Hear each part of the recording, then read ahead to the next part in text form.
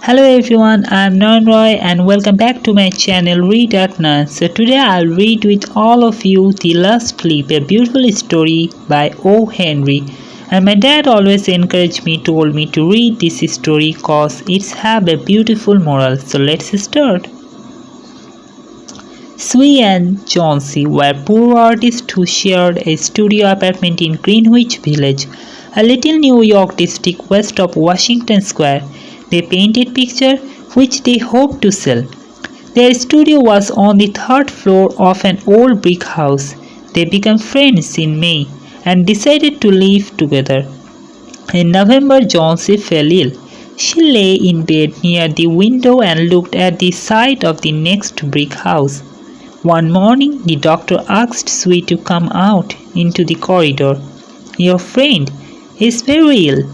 She has no chance in, let us say, 10, he said as he looked at his clinical thermometer, and that chance is for her 1 to 1 to live.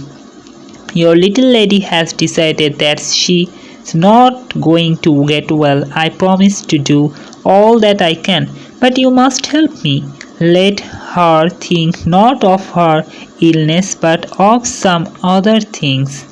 Here you all can see that's the beautiful illustrated picture at the side of this story. And next, after the doctor had gone, Sue went into Johnsy's room. Johnsy lay with her face toward the window. Sue thought that she was sleeping. So she began a drawing to illustrate a magazine story. As she was working, she heard Johnsy's counting. She went quickly to the bedside. Johnsy's eyes were open. She was looking out of the window and counting something. 12, she said, and a little later 11, and then 10, 9, 8, 7, almost together. She looked out of the window. What was there to count? There was only a year and the brick wall of the next house. An old ivy vine was growing to the brick wall of the next house. There were only a few leaves on it. What's it, dear? Asked Sue. 6, said Johnsy. They were falling faster now. 3 days ago there were almost 100. There goes another one. There are only 5 left now. Cause Johnsy understand how much she is in pain. I mean Sue. And next. 5. What, dear? Tell me. Leaves on the ivy vine. When the last one fall, I must go too. I have known that for 3 days. Did not the doctor tell you? Oh, I never heard of such nonsense, said Shui. The doctor told me this morning that your chances for getting well were 10 to 1. Try to take some soup now and let me draw my pictures. No, I don't want any soup. There are only 4 now. I want to see the last one fall before it gets dark. Then I will go too. Johnsy, dear, said Sue, will you promise me to keep your eyes shut and not look out of the window until I finish working? I need the light. Tell me as soon as you have finished, said Johnsy, shutting her eyes and laying white and still as a fallen statue, because I want to see the last one fall. Try to sleep, said Sue. I must call Breman up to be my model. Old Breman was a painter who lived on the ground floor in the same house. He was over 60. Breman was a failure in art, but he still hoped to paint a masterpiece. He earned a little by serving as a model to those young painters who could not pay the price of a professional. Sue found Breman in his little room. She told him about Sue. She thinks that she will die when the last leaf fall from the old ivy vine on the wall of the next house. Johnsy was sleeping. When they entered her room and they went to the window and looked at each other for a moment without speaking.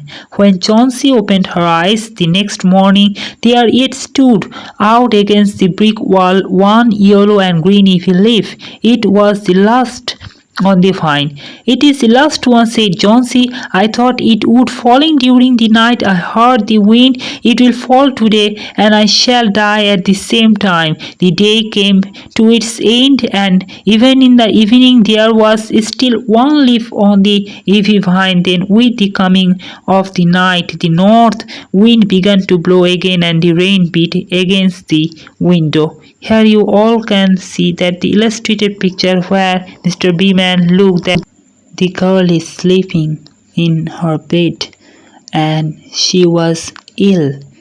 Here you all can see that the picture at side. And next, in the morning, the girl looked out of the window. The one ivy leaf was still on the vine. Chauncey lay for a long time looking at it, and then she called to Sui and said, I have been a bad girl. Something has made that lost leaf stay there to show that we must always hope for the best. You may bring me a little soup now and some milk. An hour later she said, Sui, someday I hope to paint a beautiful picture. The doctor came in the afternoon in the corridor. He said to Sui, she is much better now. She is getting well. Now I must see old Beeman on the ground floor. Some kind of a paint, I believe. Pneumonia too. He is an old man. There is no hope for him, but he goes to the hospital today. He will be more comfortable there. The next day the doctor said to the Sui, she is out of the danger. You have been on good food and care now. That's all.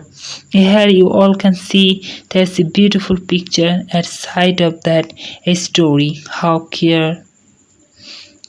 And that afternoon Sui came to the bed where Chauncey lay. I have something to tell you, White Mouse. She said Mr. Beeman died of pneumonia today in the hospital. He was ill only 2 days. He was found helpless in his room in the morning of the first day. His shoes and clothing were wet and he was very cold.